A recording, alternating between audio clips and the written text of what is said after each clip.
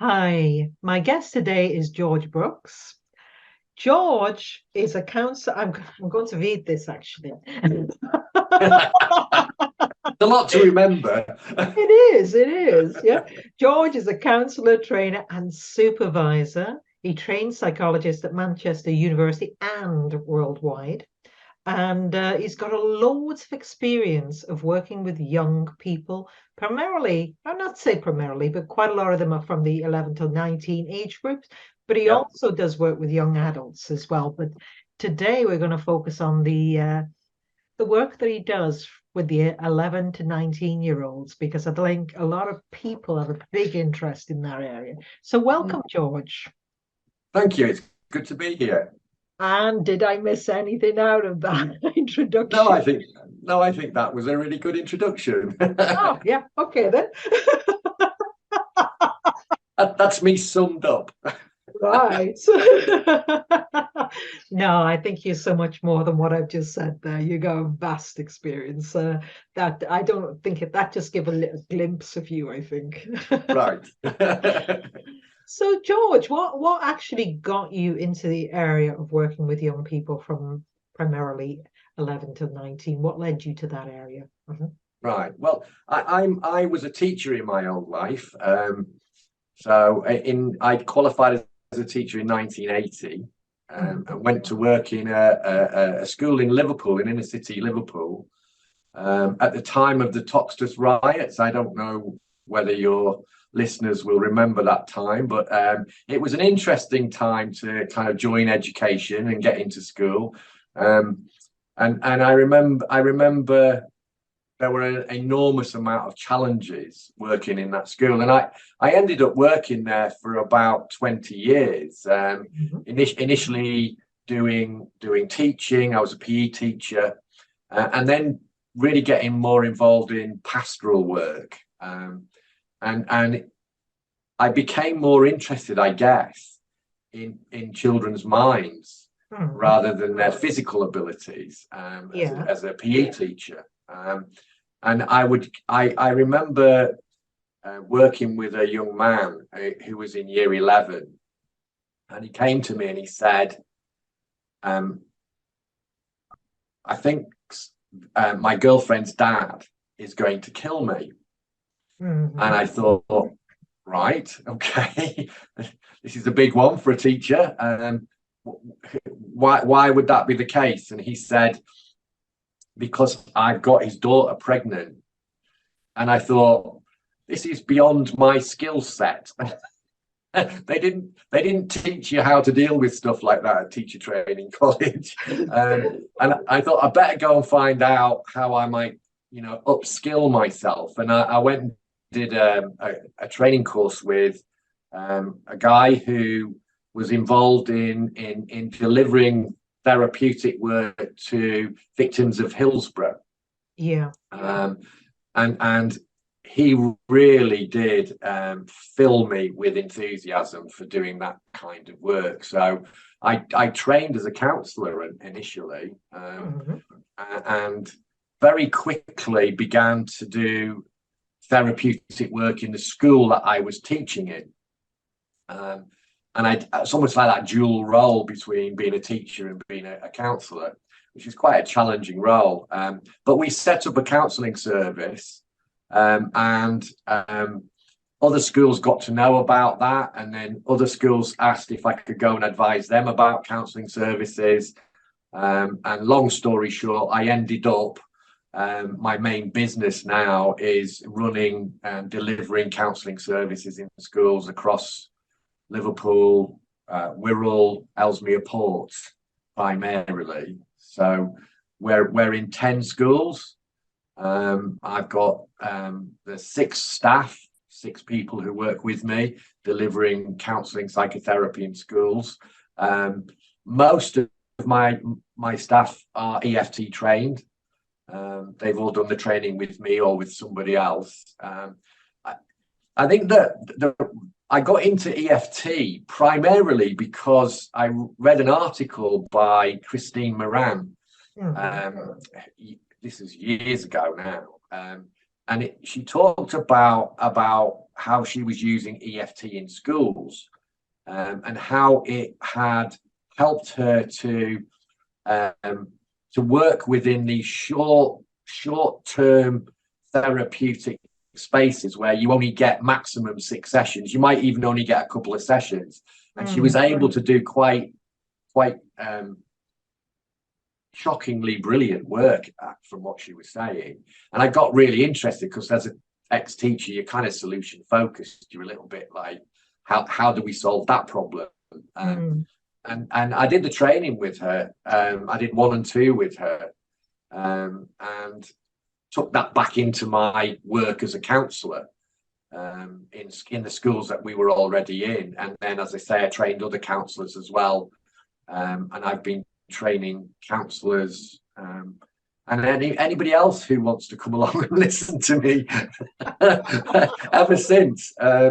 It's my passion. It really is. I just think that EFT is the perfect tool for working in an environment that I work in, with the kind of population that I work with.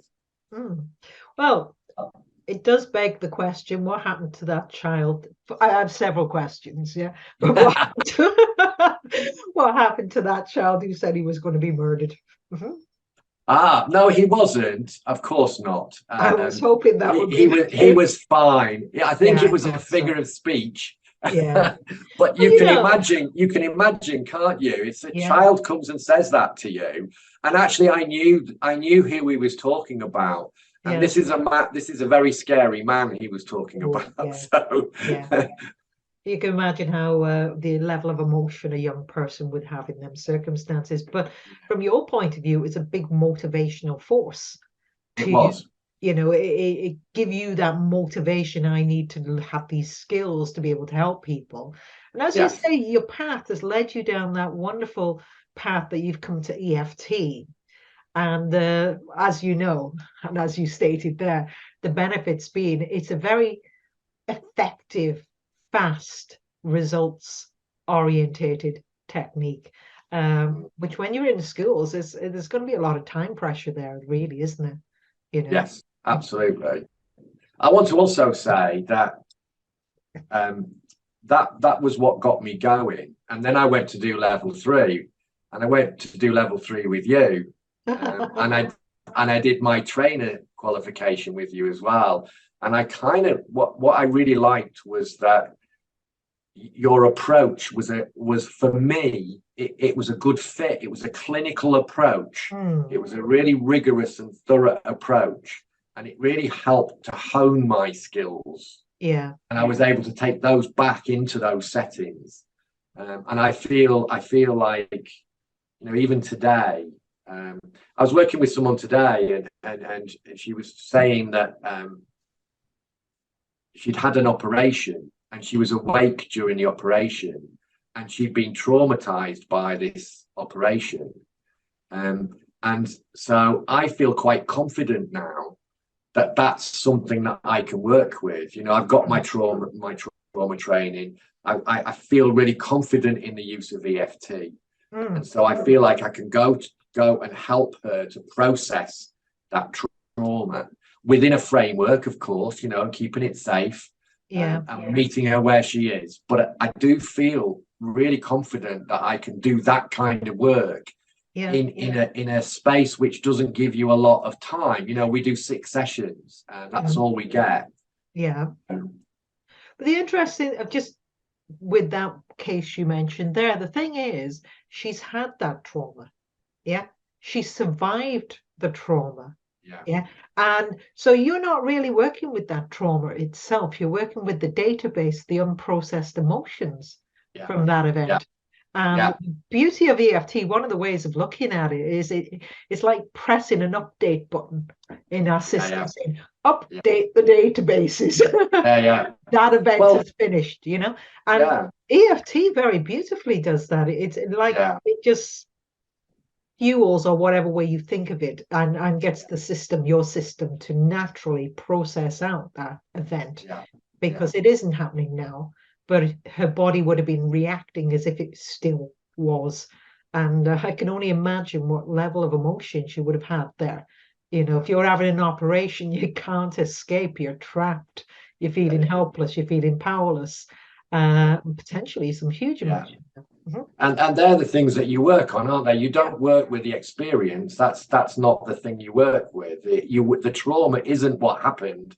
The trauma is the emotions that created that you're left with, and Yeah, that's what I feel really confident working with now. yeah. And if you've done enough EFT work, you get that confidence when they. But you know, the thing with, you know, where you said about coming on my training courses, I love people when they really are consummate professionals and they want to know things and be really, really, really good. That I just think that's brilliant. But coming back to the work you're doing at schools, yeah, with these Yeah. 11, 19-year-olds, what's the most common issue you find with these young people?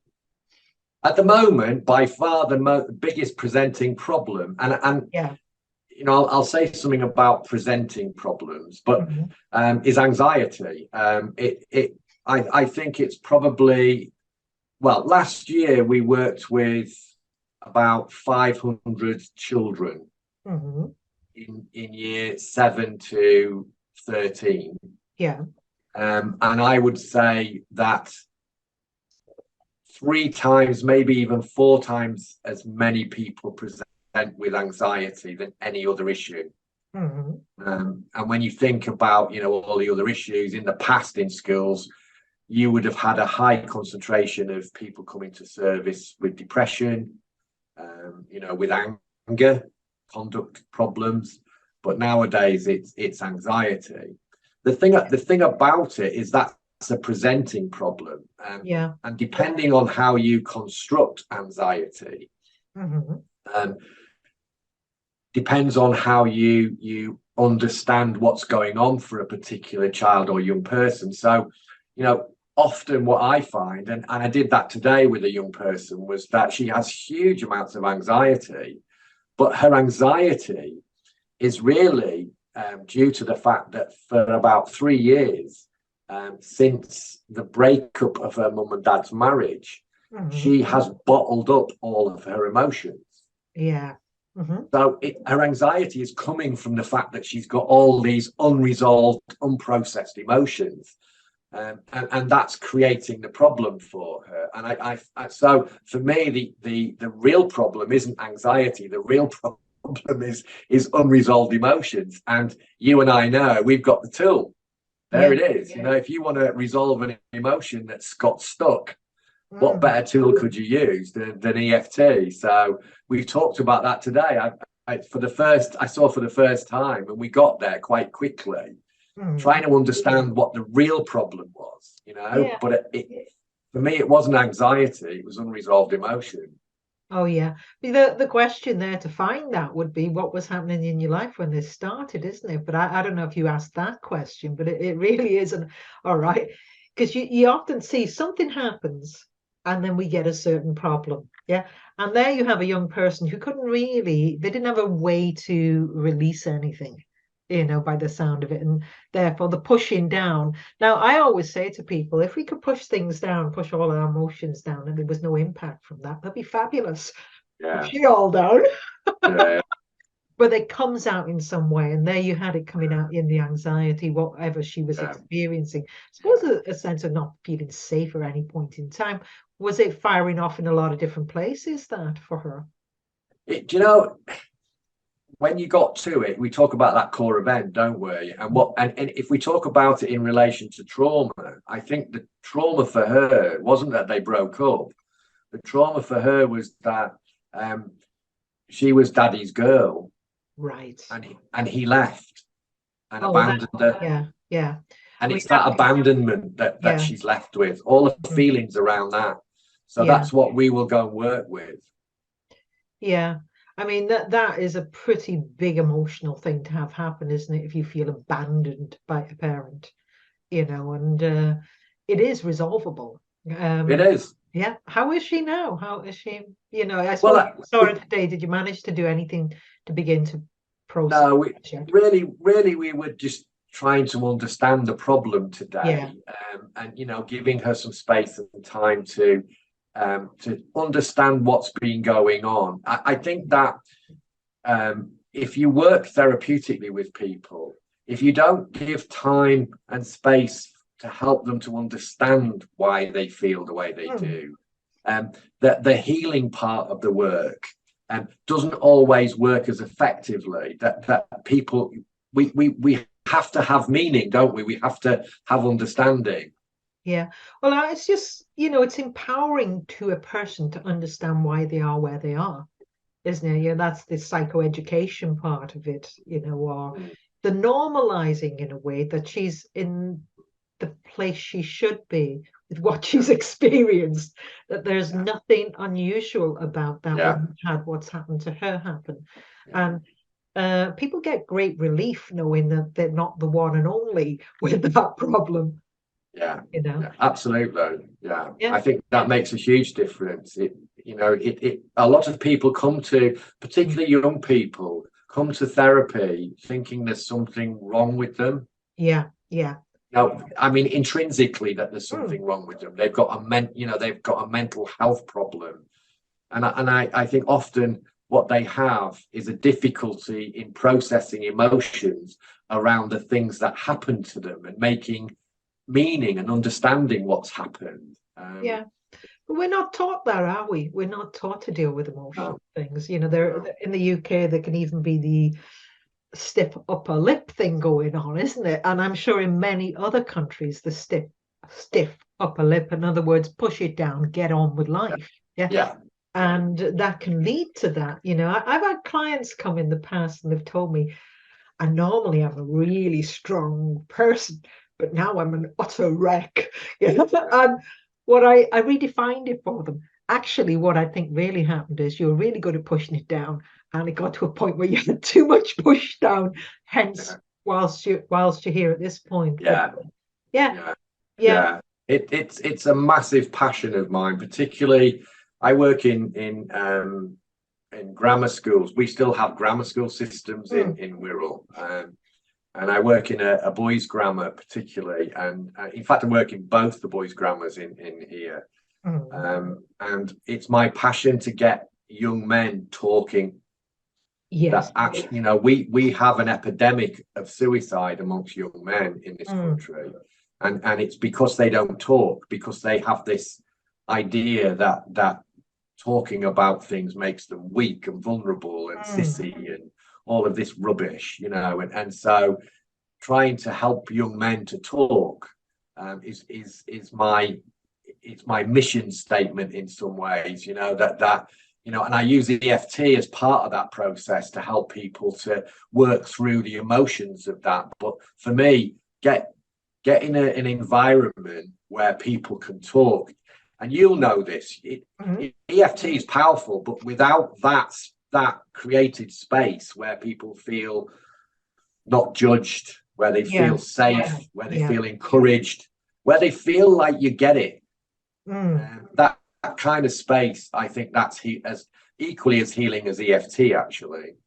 Yeah, well, what I say there, part of a therapist's role is to create that sense of safety, and to come in from that non-judgmental place. Because I was trained in counselling many years ago, and one of the major things that stuck in my head was this non-judgment. I was always that way anyway, but the words, they do drill that into your head, isn't it? Non-judgmental. People are where they are, and that is what's happening. And what I would say is that, there's all these traits, these ways of thinking that are passed down through families. And I think in the UK, definitely for the boys, it's always you've got to be this certain way because that's about you being tough or whatever. And it doesn't serve them well. As you know, it doesn't serve them well because it's the state of utter chaos inside. They're still pushing it down and attempting to get on with life because that's what they've been told they have to do, or that's what they're supposed to do as a male person, So, I just think I like your mission. I think it's brilliant. Thank you. And I think, we're coming into an era where there's also a lot of young men in this country equally who are able to vocalize now. I see a lot of that, and with a beautiful depth to them. And, had some great conversations with some young guys and stuff like that. And I think if you create a space for young men to talk, they use it beautifully. You know, generally speaking, it's not that they don't know how to, you know, there's that misconception that men don't know how to do that. Mm. It's a load of rubbish. They do know how to do it. They just don't have the opportunity Yeah. to utilize those sorts of spaces because they're not available to them. Yeah. You know, so when they go out with their mates or they go to the pub, you know, they talk about football and girls and stuff like that, don't they? They don't have a space where they can feel safe to be able to talk about personal things, you know? Yeah, because that's the accepted norm to talk about that type of stuff. But Yeah. I mean, my husband, I'm just veering off a slight bit now. You know, my husband, he's got many, many, many, many friends, and he does do that football conversation. He's big into Yeah. Yeah. It was only a few months back. He said they had this real kind of in-depth emotional talk, the guys did. And Great. I heard that, well, that's new one. Well, it was a new one on Yeah. him for him to mention it to me. But he Yeah. was fully on board with it, you know. Yeah. And so there's interesting Yeah. things. But pulling it right back, so that one of the main problems you're seeing is this anxiety. And I'm wondering, we've had very unusual last few years, really, haven't we? Yeah. Yeah. Do you find that's Yeah. impacted these young people in school? Oh, yeah, absolutely. You know, you'll know exactly what I'm talking about, but you can't lock people up in their homes for as long as they did. Tell them that the world is dangerous, and that if you come into contact with particularly older people, you might kill them. Yeah, guilt. There were a lot of guilt was being put out to people there. And You know? absolutely, and then all of a sudden say, right, it's okay now, you can go out, and not expect that there might be a bit of repercussion from that. So I know that in Therapy Today, which is BACP's flagship magazine, if you like, there was an article on the post-pandemic and mental health, and in there was a study, I think, that suggested that post-pandemic, young people are probably there's going to be 1.5 million more expected young people coming for some form of mental health intervention as a direct result of the pandemic, and that when you talk about adults, that's more likely to be about 10 million. Yeah. I still Now, see when people you put it walking into around with that masks. perspective, You know? it's the people are frightened still, you know. Yeah.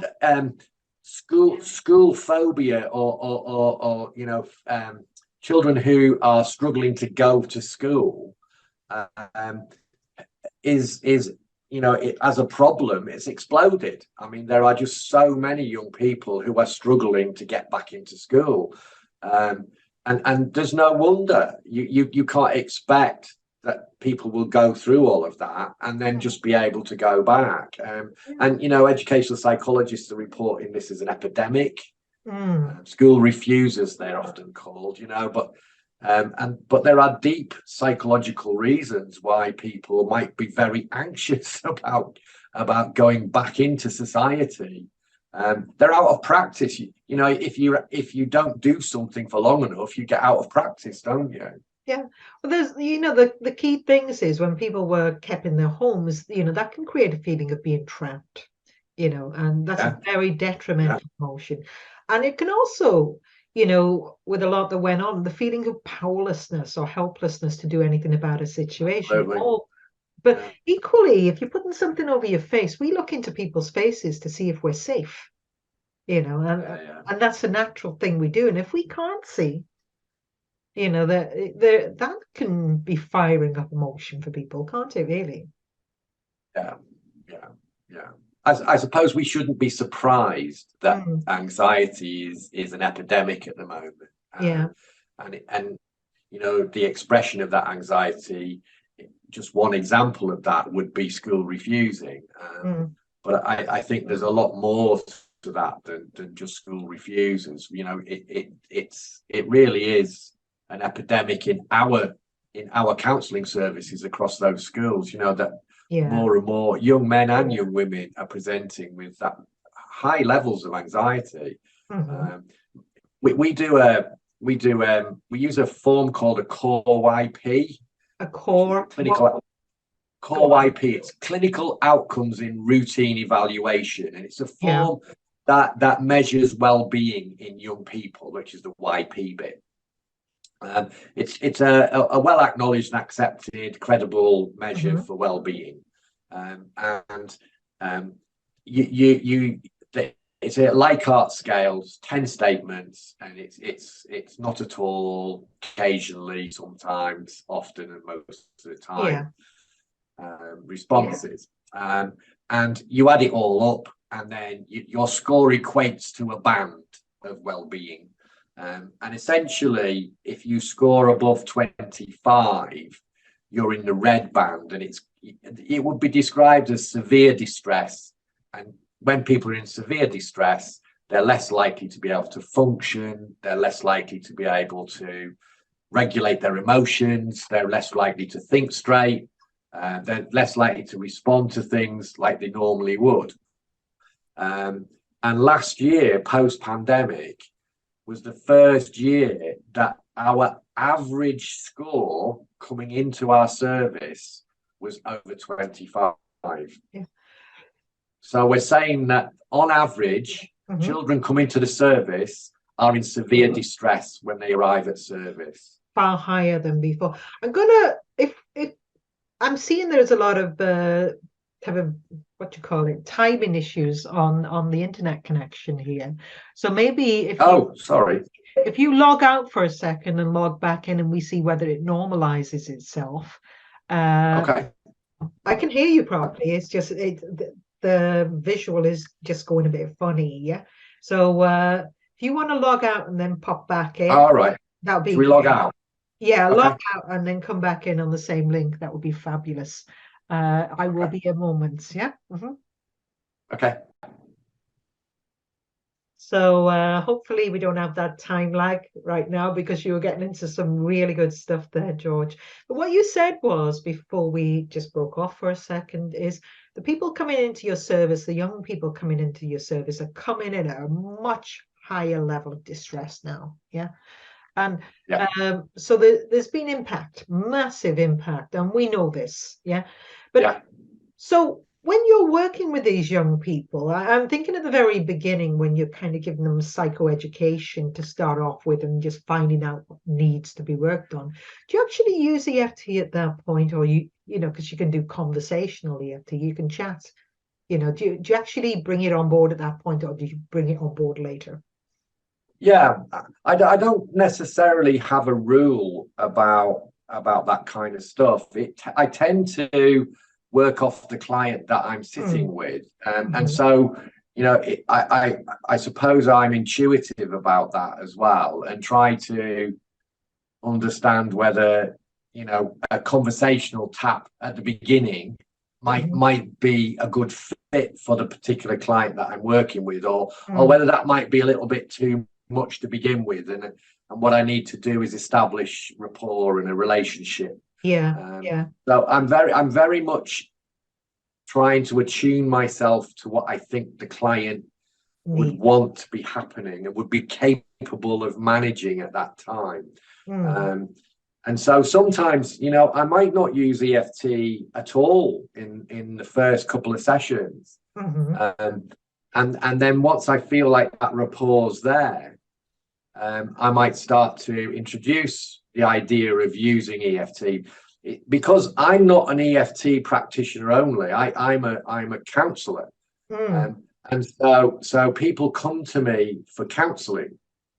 Yeah, and you've got to fulfill expectations. You see, you know, if they come to you for counselling and you fling something else in, and they go, "What?" What was that? Yeah, that can totally break rapport. You know, absolutely. You know, and the walls go up, don't they? You know, the defenses go up. Yeah, you have to introduce EFT the right way at the right Yeah. time. Very important. Otherwise, Yeah. you can totally destroy everything, you know, if Yeah. you bring it, especially if there's an expectation you're going to work a certain way. Yeah. You know, you kind of gotta Yeah. bring it. Well, you need the rapport, you need the Yeah. connection, so they begin to trust you and what you're Yeah. offering to them. But equally, you got to introduce it in a way that it's acceptable to them, because you Yeah. know they've got to be on board with it, really, haven't they? Yeah. Yeah. You've got to be able to read your client, haven't you? And one of the most important skills therapeutically, whether it's Mm. EFT or not, you know, is to read your client, you know, Yeah, and take your cues from that. And you know, I will often suggest that EFT, you know, and I'll try and explain what it is, but I will often suggest that that might be something that might be really useful at this point, you know. mm. And so most of the time when I offer it, the timing and the fact that I've tried to read my client means that it's accepted, Yeah, and people will have a go. It's very rare that I get somebody who says, "Oh no, I don't want to do that." yeah. Usually, there's that resistance comes from something else. Mm. You know, I find, you know, I don't know whether you found this, but sometimes when somebody doesn't want to do EFT, it reveals a resistance to therapy, actually, that maybe this is a sign that they don't want to get better, or they Oh don't yeah. want your things to be improved, you know, because there is a payoff somewhere Oh yeah. here for Yeah. remaining where you are. So I think the fact that sometimes people will say, no, I don't want to do that, is quite interesting. Yeah. Um, Absolutely. And you know, a really good example of that, this wasn't with a child, it was with a client who'd had you know, severe damage or impairment at birth. But she was very dedicated. She wanted to deal with this issue, and she was a young yeah, woman. And I did a technique with her on it, and it wasn't EFT, it was something else, yeah, to get the energy flowing better. And she stopped and she said, "Don't want to do that. Feel better." yeah, I feel better, she said. And I thought that was quite enlightening, you yeah, know, kind of yeah, communicating something. But, you know, it's interesting that, you know, not everyone does want to clear the things that they've got going on. no, Because, like you say, there's a payoff sometimes, you know. yeah, Maybe they get attention, maybe something else, yeah, you yeah, know. yeah, yeah, Or maybe they can tell someone that they come for therapy and it didn't work. yeah, yeah, yeah, absolutely, yeah, You know, but like you say, that we're paying attention to everything. We're reading the yeah, body language. But in those first sessions, you very much, by the sound of it, you're doing active listening. You're really being present with the yeah, child, the young yeah, person. You're yeah, listening, you're asking those relevant questions to really get that kind of connection going on, and they're really understanding or feeling that you're understanding them in a yeah, non-judgmental way. You know, it works a dream, that does. You know, it does. absolutely. No, it's those person-centered Mm. core values of empathy, and Yeah, you know, UPR, congruence, be real. You know, particularly with children. If you're not real with children, they suss you out straight away, yeah, and they won't absolutely. tell you anything. Yeah, yeah. I mean, we all read.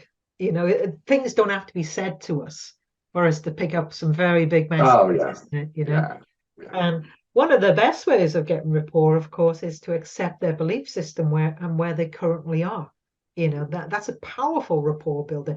Not to say it that is. you have the same belief system, No, but you no, accept they believe this. that's where Yeah. they're at. Yeah, Yeah. And yeah, you can be totally accepting of that. That massive rapport builder, that one, isn't it? yeah. Mhm.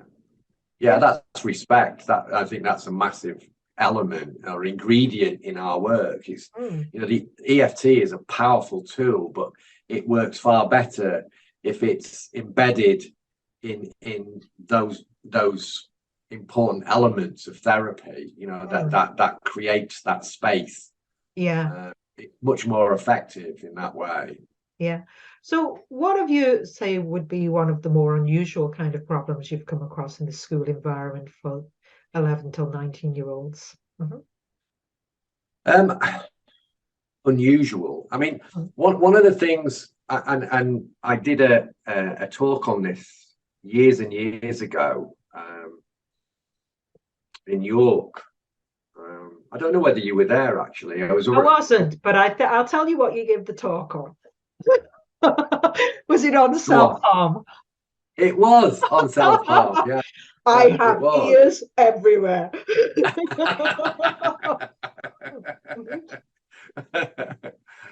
Yeah. So, I mean, what was wonderful about that particular story that I told, and I'll tell it again now. Yeah. Was it was a story of self-empowerment. And I think that young people are often the least empowered amongst our population. They are often disempowered, and don't have a lot of power and control over the things that happen to them. And anyway, I was working with a young woman who was extremely distressed, to the point where she became overwhelmed with her distress. It was a family issue, and I taught her how to use EFT to manage her distress, because when she became overwhelmed, she self-harmed. She cut her arm, and the problem with that for her was that it marked her arm, and it became a stigma that she had to carry. So she couldn't wear short sleeves shirts or anything like that, and it became a huge stigma. And we did a little bit of work on that as well. But I taught her how to use EFT to help to release some of the distress that she was feeling, because I think that self-harm wasn't the problem, it was the distress that was the problem. Self-harm was her way of managing the problem, if you like. And so if you take the distress away, there's no need to manage it, because it's not there anymore. So self-harming stops. And that's exactly what happened. I saw her, I think it's about 5 times. And on the 5th time, we were talking, and she said, "I'm all right now. I don't need to come anymore. I'm fine. I've got EFT now. I can use it whenever I want to." She said, "I do." And she said, "I want to tell you something that you wouldn't know." She said, "But I've been telling my friends about this, and I know the people here who self-harm that the school don't know self-harm, and I've been teaching EFT to them." And I thought, my God, talk about embracing a tool and then using it to do good in school and to empower your friends. You know, that gets all the hairs on my head stood up there with that statement, because isn't that the beauty of that? She comes in as this person who's in this vulnerable place, and she swings it right round, and she's now helping other people in that place. I mean, I don't know what her path was in life and where she's gone from there, but you know, I wouldn't be surprised if she doesn't become a therapist. You never know. A lot of people start that way, don't they? Our problems lead us to go in a certain direction sometimes, and I definitely think that might be the case. Maybe, you know, it's a possibility, but it is a beautiful thing when you see it switched right around like that.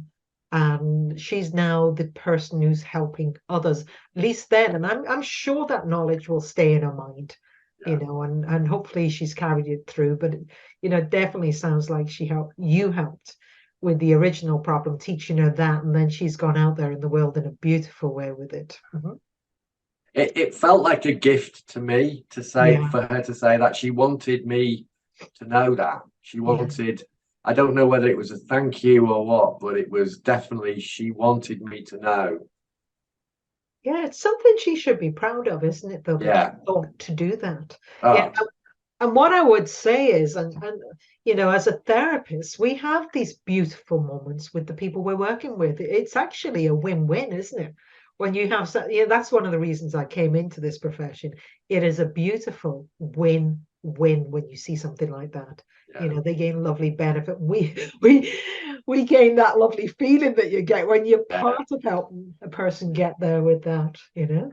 I think all therapists need that in their work. That if you know if you're working with very difficult things, if you're not getting that, it can be quite draining, and you could Yeah. end up, you know, really struggling with things. So I think that getting those gifts from your Yeah. clients is really important.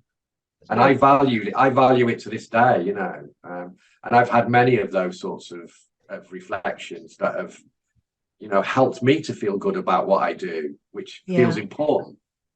Well, yeah, you know, I do think we are in a beautiful profession, really.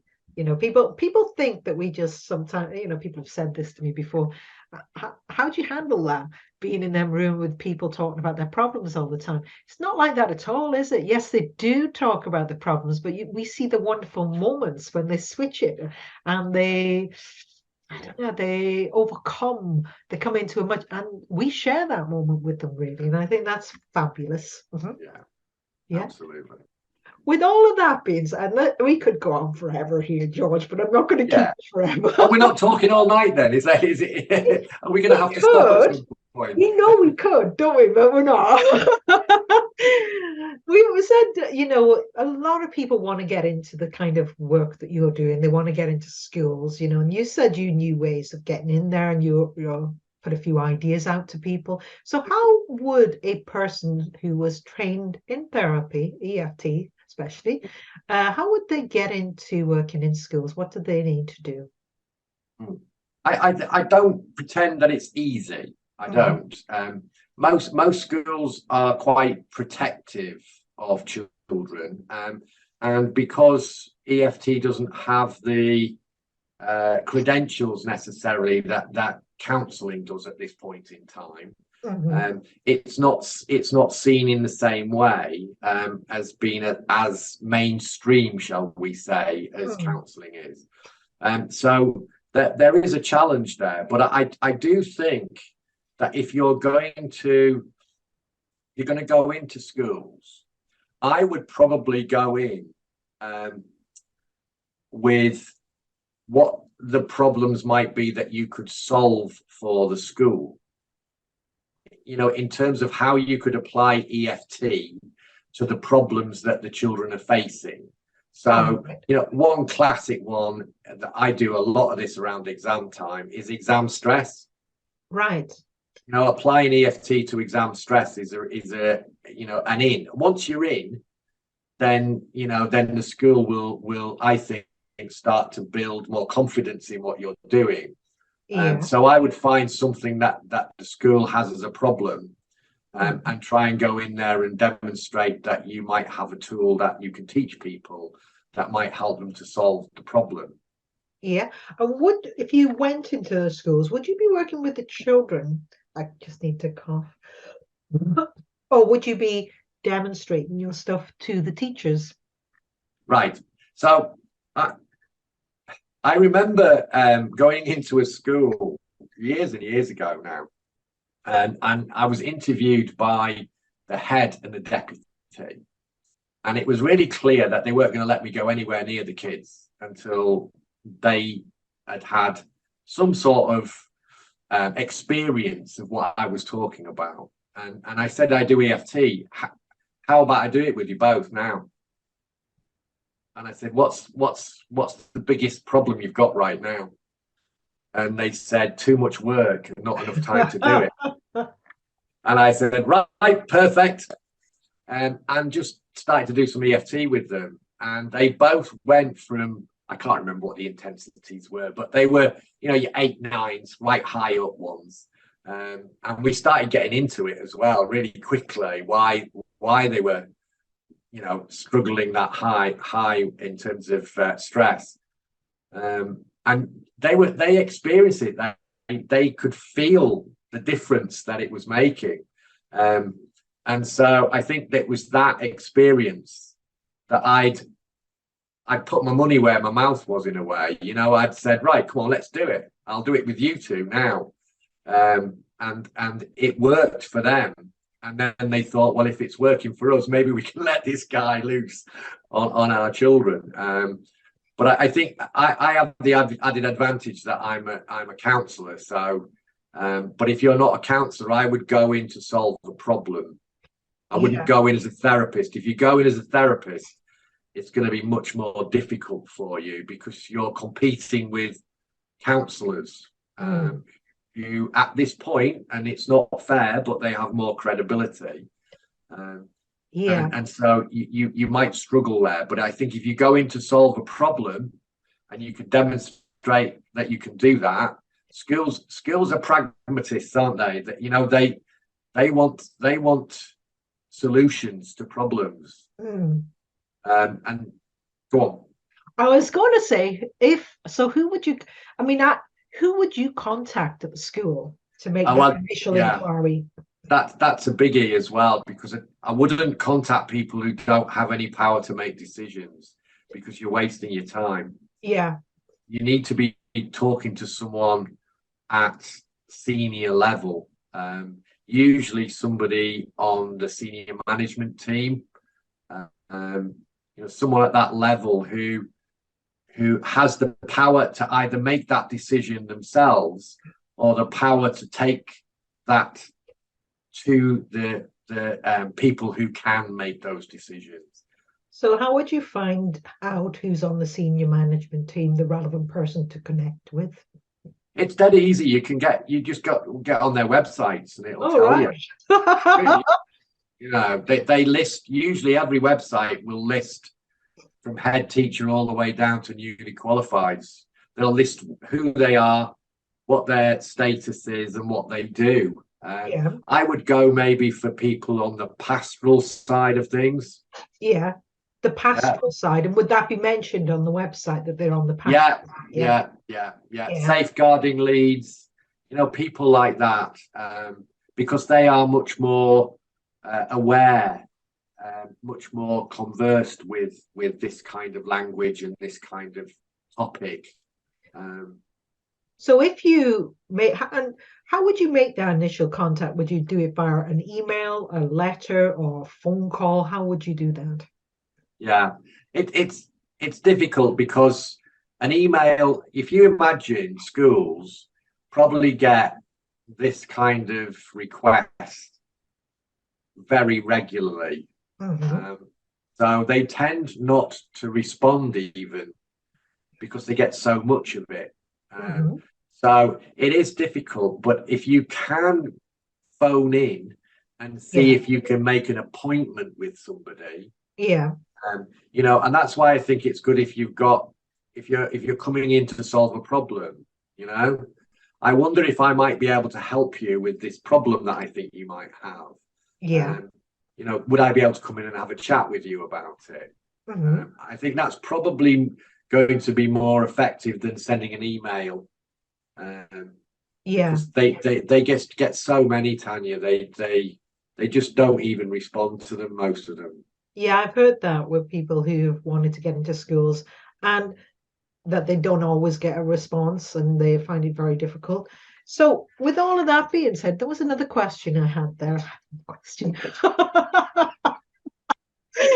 As my other question would be, we had a conversation a few months back and you said we talked about funding. So do schools have an ability to get funding for this type of thing? Yeah, they do. Schools are always struggling financially. They always are. And if you think about, the fact that heating costs have doubled and funding is they haven't doubled the funding to schools, and there are more things that schools have to spend money on. They're always going to be very careful about how they spend their money. But mental health is probably the number one item on their agenda at the moment.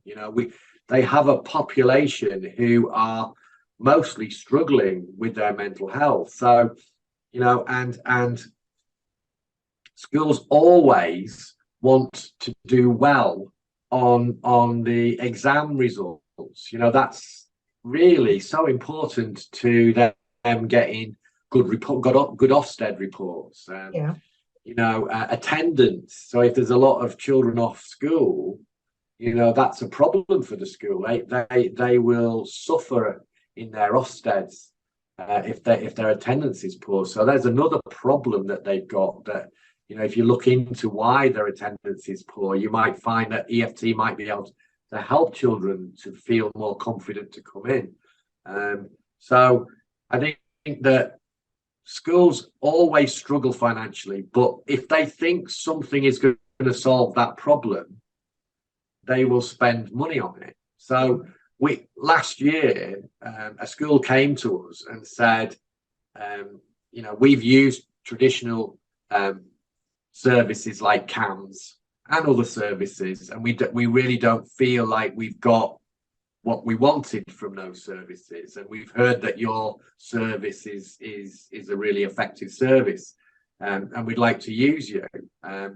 And we thought they'd just do a day a week, but they came straight in with 2 days, and they want to negotiate for 3 days. So you can see that I mean, that's expensive. I can tell you that's a lot of money.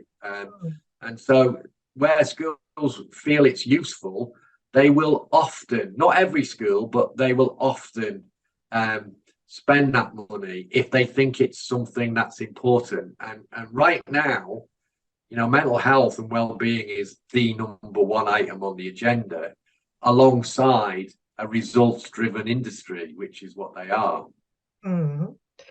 So thank you for sharing all of that, George. I'm sure that will help a lot of people in a beautiful way. So if people wanted to find you, if people wanted to connect with you, George, just cough. You okay? Yeah, I'm dying after coming back from Thailand. Oh, I've lost all empathy for you now, having said you've been in Thailand. George.